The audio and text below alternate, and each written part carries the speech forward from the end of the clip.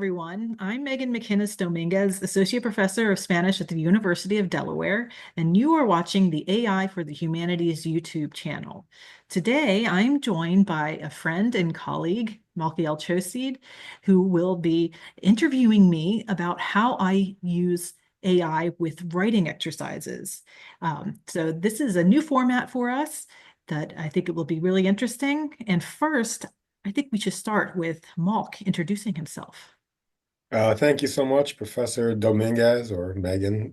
Sorry, McGinnis Dominguez, or Megan, if I may. I had the pleasure of meeting Megan for the first time in maybe 1994 or 1995. And I've known her and her husband ever since, and I consider them to be great friends. But more importantly, a great resource for talking about how to use AI in a writing intensive classroom. I teach writing courses at Onondaga Community College in Syracuse, New York, and I've been doing that since 2005. But in the last few years, as everybody knows, the landscape of how to teach writing has changed somewhat. There are certainly new tools that we have to be aware of. And I thought if I have an expert at my disposal, I might as well ask some questions. So thank you for having me on. Absolutely. Glad you're here. So, Okay. where do we start? Well, it's so interesting because literally yesterday I was in a department meeting where we were being asked to consider the following. And what you should be seeing on your screen is actually the draft language that the SUNY system, the State University of New York, is considering adding to their information literacy general education requirement. And the part that's in red is the bits that they're going to be adding. And as you can see, artificial intelligence and the discussion of emerging technologies has to be present in whatever conversations we have around information literacy. Um, so there's that. But as someone who teaches writing intensive courses, I think I just wanted to know, um, you know, many of my colleagues and I want to teach our students how to use this amazing new tool responsibly and ethically. Um, certainly we don't want to say, well, just have it write the essay for you, but there's so many questions around AI. One of my colleagues described it as essentially a giant plagiarism machine, so when you're using it, even to help generate ideas or to help create an outline or find relevant quotes and things, like how do you determine the sort of ethical dimensions of AI, especially when at least the ones I've been exposed to don't have any built-in attribution? They're just sort of that bringing everything together. So yeah. Well, this is a very complex question, and I think it's one that many universities are grappling with, as you say. And I think it's great that your university is developing a policy now of recognizing and accepting that this is here and that learning how to use it and using it in classes is something that you need to do. Um, so for me, I've also dealt with this. I've been teaching writing with AI since spring of 2023, when I first incorporated it into a survey of Latin American literature class, as well as a survey of Spanish literature course. And at that time, it was pretty new and it was really not that great. And the only real option at that time was ChatGPT. So I thought, well, I was having two problems. I was having plagiarism was becoming a huge issue every semester, worse and worse. And if you couldn't find it, it was hard to prove that this was happening, but it was obvious. So I thought that actually, if I showed students how to use AI responsibly, that perhaps I could actually curb plagiarism by working with them the step-by-step process of incorporating it and seeing where its problems would lie and if it was a reliable source or no. Because at that time it was it was different than today.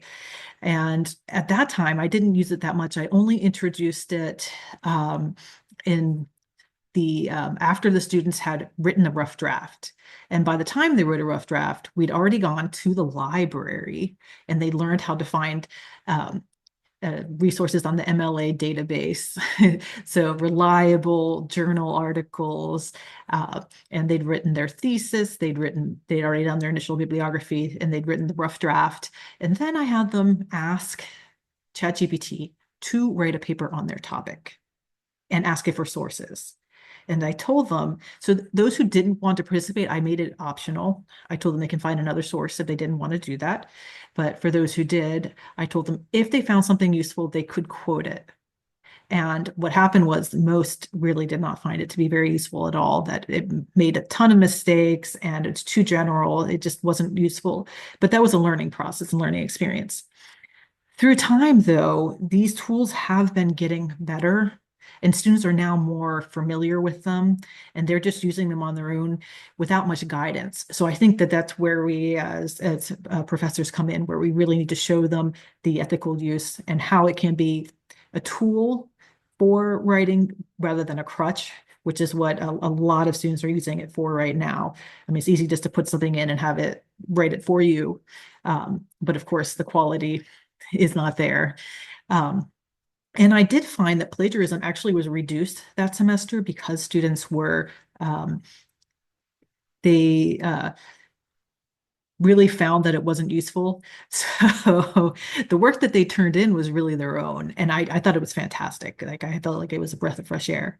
Since then, I've now decided that it's actually more useful on the front end, like you were saying with brainstorming and outlining, because students that semester and since have said that they think that it would be more useful in that way, and it has been. So I've used it in both my survey of literature classes for the final paper, but also in my introduction to writing course, where we have essays, smaller essays throughout the semester, to introduce students how to organize an essay. And since I'm teaching in a foreign language, students, it's a little bit more difficult for them to kind of figure out how to structure an argument. So having them do the introduction, do the outline, and the brainstorming with the tool can be helpful. So how to ensure that students are not cheating? Well, my solution has been to do a multi-tiered, multi-phase type of assignment where there are checkpoints along the way. So for example, in my intro to lit class, we just, I had the students write an essay on a song that's a song in the Hispanic world and to analyze it if it were a poem, because I teach in the intro to writing class is also a literature course. And so getting started, a lot of them weren't quite sure how to even craft a viable thesis. So they came up with an idea, a song they wanted to write about, why they liked the song, and that was supposed to be their thesis, their interpretation of the song in this message. And they came up with their own idea and they worked with whatever tool they chose. It could be ChatGPT, some worked with Copilot or Claude, and they turned this into me. And I found that most of them were really good about citing their sources and citing when they used ChatGPT or whatever it was. Others, they had it in the bibliography, but I didn't see where they were using it. And so Right. I use specifications grading so students can rewrite their work to receive a higher grade. So I gave them a lower grade. I said, hey, I'm not seeing where you use this. You say you are, but you need to show me. So catching it at that early phase where they're using it to ensure that they're citing it properly.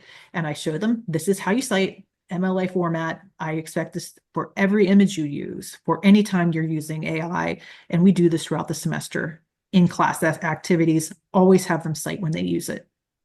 So this is something you have to reinforce. And so I start there and I make sending that message really early on. I think it makes them aware and they want to get the better grade. So they'll redo it. And um, I find that doing that early stops that from happening later in the semester, having that early intervention, like How, in class as well. Like when they do activities in class and do writing in class, correct that, ask them every time and do it in a way that's tactful, not to single them out. But often give examples, go back to it all the time because they just need that constant reminding. how are you talking with students about the citation of an AI of like a chat GPT style? Because at least the one that that's the one, the free version of ChatGPT is the one that I have experimented with. And it's only recently, I'd say in the last couple weeks, that when I do a Google search, I'm starting to see the first entry is a AI generated kind of summary.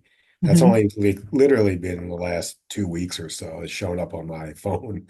So, how are you speaking to the students about like how to cite it? If on the one hand, say in ChatGPT, it's scanning millions of different sources to kind of put it together.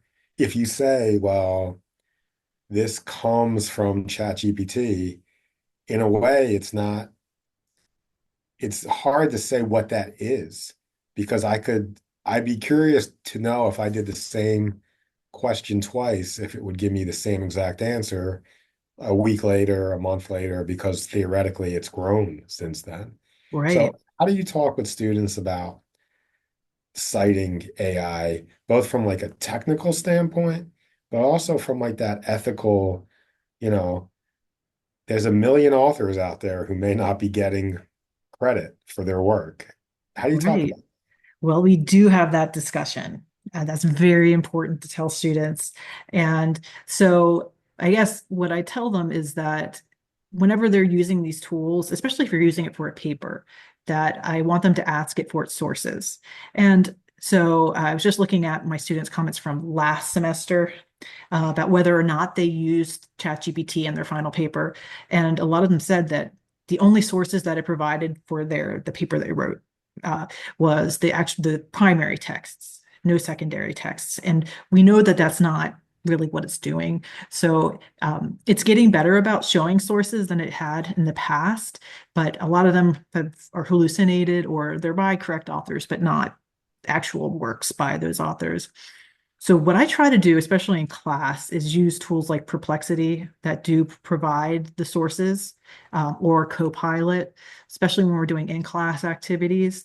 Um, those are not as good at writing long form, like I guess if you're working on a paper, or it's they're not quite as good as say ChatGPT or even Claude, which is better.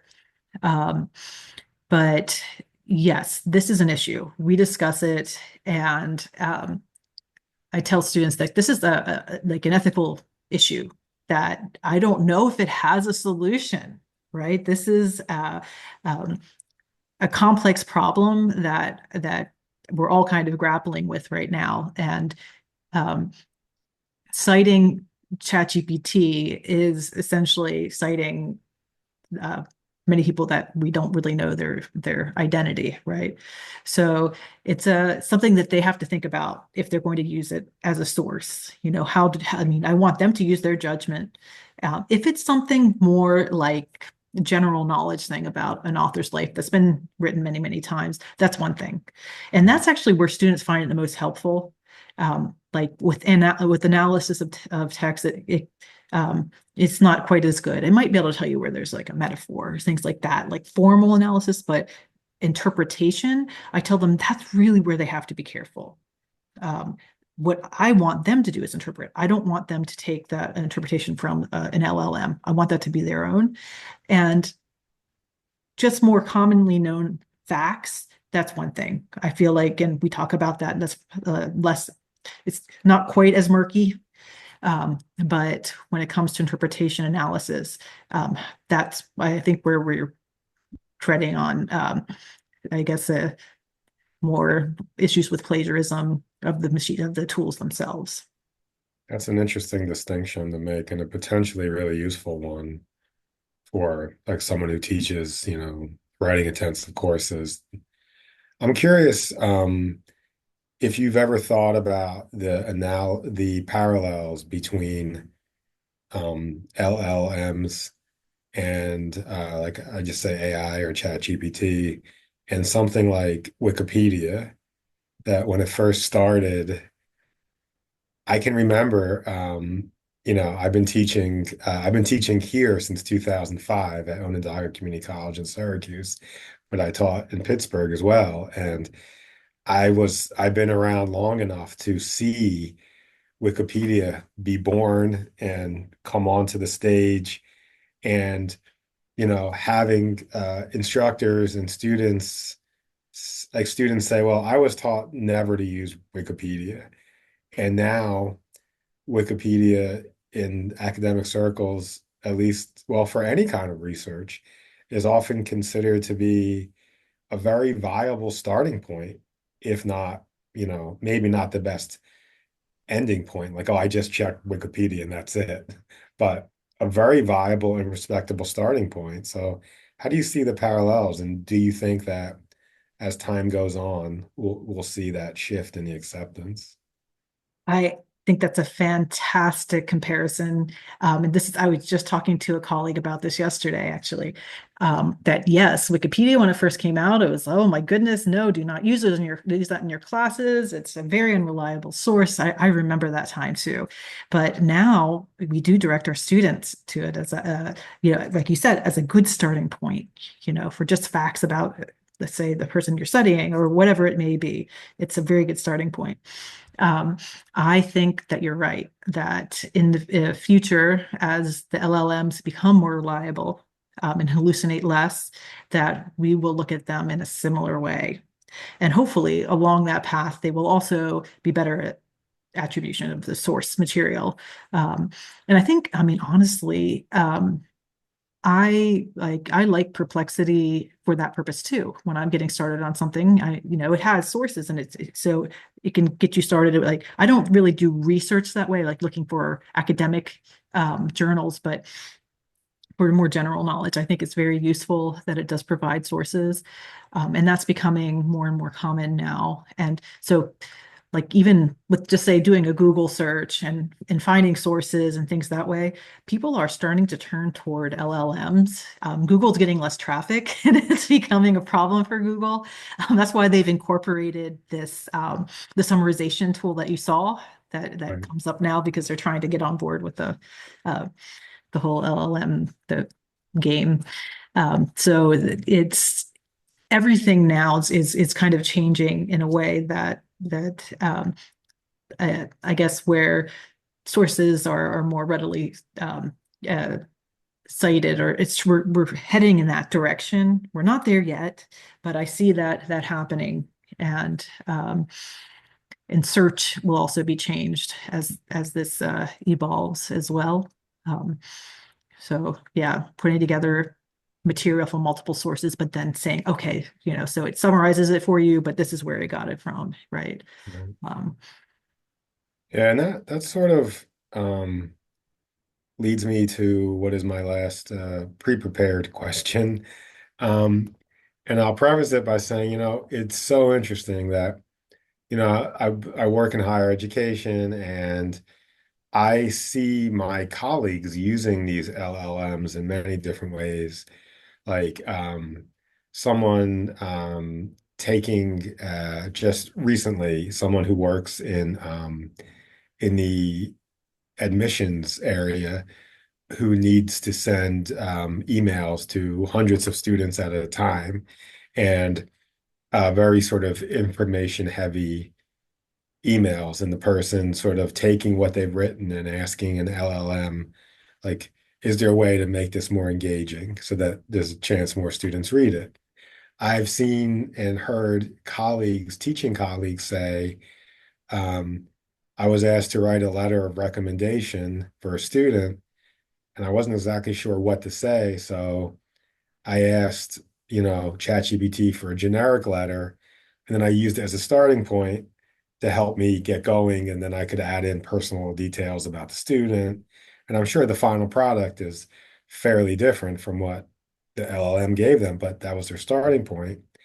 But when it comes to students using it in those ways, we don't necessarily have the same leeway. We don't think of it in the same sort of generous way, right? We think of, you had used the term plagiarism earlier, and um, in my experience working with students, they usually tend to plagiarize either out of desperation, like this paper is due tomorrow at 10, it's 8 in the morning. Like it's due in 2 hours. I don't know what to do. Let me just try to get something in. Or out of uh almost like a mistaken understanding of what writing is. And if anyone out there listening has ever heard of Rebecca Moore Howard, who was at Syracuse University and did a lot of research into student ideas around plagiarism, uh, she found that, a lot of students just, it was sort of not a fully understanding of what writing was, rather than an intention to steal someone's idea or something. So if you are given a case where, for one of those reasons, a student is turning in some work that we feel like is not their own, but it seems as if they're taking credit for it.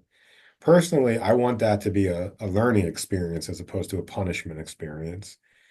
Um, but one of the first things that I do is I try to sort of evaluate whether or not it is written by LLM. And I ask another LLM if it's written by a robot, and Skynet tells me definitely yes, but another one tells me definitely no. And it gets even more complicated, which I did not realize until very recently, that when I put in what is potentially the student's work into these things, it then becomes part of their database. So in trying to ascertain the truthfulness of an essay, am I um, sort of accidentally violating the student's copyright? Like, you know, it's just so complicated, Megan. So Yeah. So I help me think work through this. this is really a good question. So are we perpetuating the copyright issue all around by having students plagiarize and then us violating their own intellectual property? Well, I don't know. So yeah, I was looking into this a little bit, and so a lot of those the AI detectors, they claim that they do not use that as their training data, but how reliable that is, I don't know. Because we do know that LLMs, when you put information in, they use your search generally, unless it's local. It's like if you use it locally, then it doesn't. I mean, if you use, let's say, open source like Meta, Llama, and you download that to your computer and then you have it local, then you're protecting all of your information. But if you're using it on a forward-facing platform, then yes, it does get used to train. So it these are issues unless you have, let's say, your university has its own, in-house. So a lot of places are trying to do this to create their own LLM, let's say at a university, that they don't want that information to be shared because of these issues with violating students' intellectual rights, and also dealing with private data that you don't want to be sent everywhere. So these are all really great things to think about. Yeah, if I ever were to do that, I would probably take out the students' names. Wouldn't Oh, be yeah, of attributed course, to of the course. student. I mean, but I don't do it because I just, like you said, like you'll get conflicting opinions. So I guess the worst case would be that student does turn it in and it is their work, and then you're just telling them no, it's not, and it really discourages them from the writing process itself. I like the idea of using it as like as a learning moment where so that's why I have students redo things. So if I feel that there's even an inkling of it, I can tell them, well, this is looking like this might have come, like it may not be the whole thing, but let's say like um, before you had talked about the idea of patchwork, I guess Patch writing, yeah. patchwork writing, where students don't even realize that they are plagiarizing. They're taking, let's say, something that was written by somebody, and then they'll rewrite it, but using a lot of the original text and thinking that that's enough, but they're actually plagiarizing. And that is something that could happen as well, obviously, using these LLMs and figuring out how to rewrite what they're reading from an LLM.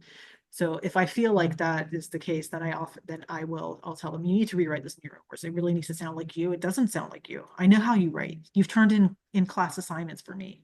I know what you sound like. So I try to intervene before it becomes a big problem. And like I said, if you do it early and you remind them often about what it is, it does, it does resonate. At least in the classes I've taught. I don't know. That's probably not universal. Um, but yeah, it's going to become more complicated as we rely more and more on AI to help us write. And I mean, not just for students, but for professors and people who are writing in any field in business, when they finish school. This is an issue that I think figuring out how to attribute AI as time progresses, it may evolve. And what's considered to be original work, I think, is going to change. So I don't think that means we shouldn't call students out for just taking it word for word. No, not at all. I think it's very important they go through the process of writing on their own and learning that that's an important skill to build.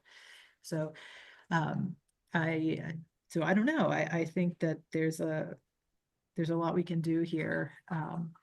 And I think that trying to just teach our students to be ethical in how they do their work and what that looks like, and explaining the problems with ethics of AI and how it doesn't attribute properly.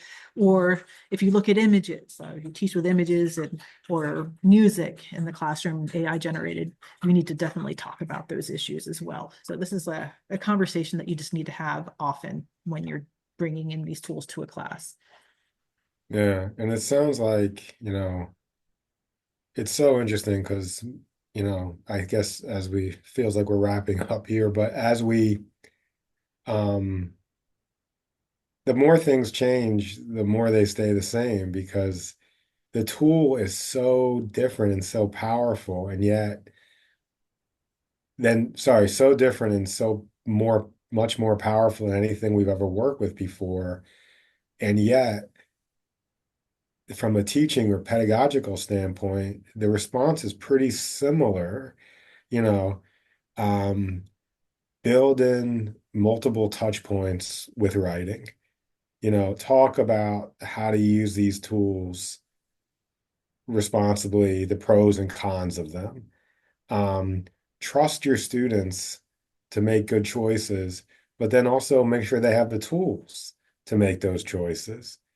Um, and so it's not that much different than the conversations that we've had like around writing across the curriculum and things for the past 30, 40 years. Mhm. Um, so really interesting to sort of think about, yeah, the technology allows us to do so much, but it comes down, and that's the whole point, right? In the humanities, it's people teaching other people like how to use these tools in smart and interesting ways. So yeah, thank you for this. And I'm definitely going to share Perplexity with my colleagues. In fact, at a staff meeting, I mentioned that there was an AI tool that I learned about on this great web series that did provide citations. I couldn't think of the name of it. So thank you for letting me know about that. So it saves me a step in trying to find the name. So thank you so much. Oh, sure. Yes. There's a lot of great tools out there. But always have to use them with a critical eye and, looking at benefits and downfalls. This is what we do. So, well, it's been so nice talking with you. I really appreciate the questions and the chance to talk about writing with AI. And there's so much more we could talk about, but this is a good place to start. So, So thank you, Mal, for being here, and thank you for watching this to all our viewers. So I guess if you've liked this, please like it and subscribe, hit the notifications bell, and as always, suggest songs for the Suno outro. See you next time. Bye.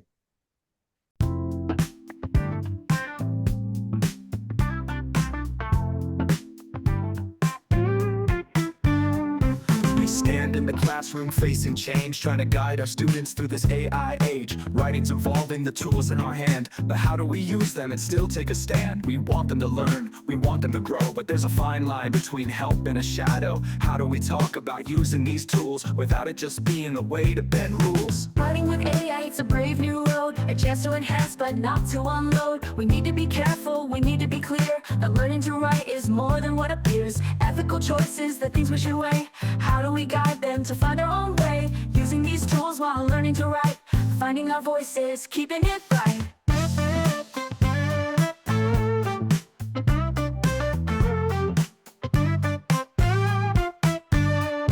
Plagiarism's a problem that we've come to see, sometimes unintentional, sometimes in need. Patch writing confusion, they fall in a trap. How do we help them, bring them gently back? AI detection, it's harder each day. Upload a text, but then where does it stay? Who owns the work, whose hands are on it? Copyright concerns make us pause and reflect. Writing with AI, it's a delicate dance, enhancing our thoughts but still taking a stance. Teaching to use it in ways that are true. We need to learn more, but where do we start to? Learning to write means learning to fail, not letting an algorithm lead every trail. We want them to grow, want them to shine, so how do we use AI to spark what's inside?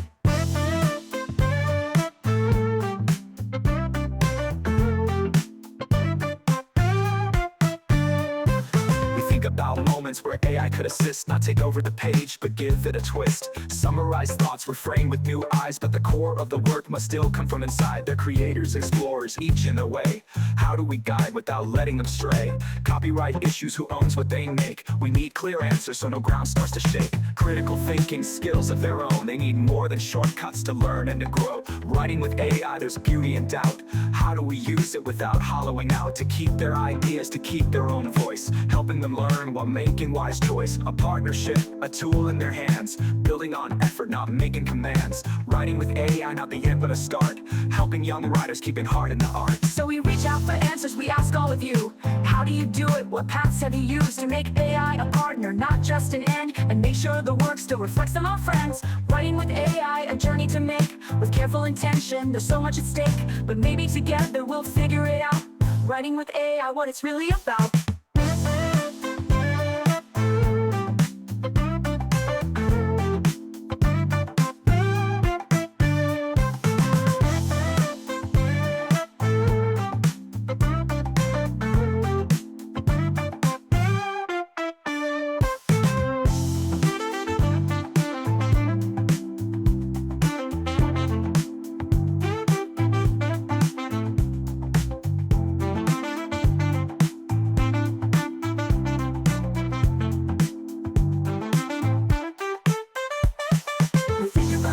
Where AI could assist, not take over the page, but give it a twist. Teaching to use it in ways that are true. We need to learn more, but where do we start to? Learning to write means learning to fail, not letting an algorithm lead every trail. We want them to grow, want them to shine, so how do we use AI to spark what's inside? We think about moments where AI could assist, not take over the page, but give it a twist. Teaching to use it in ways that are true. We need to learn more, but where do we start to? Learning to write means learning to fail, not letting an algorithm lead every trail. We want them to grow, want them to shine, we use AI to spark what's inside?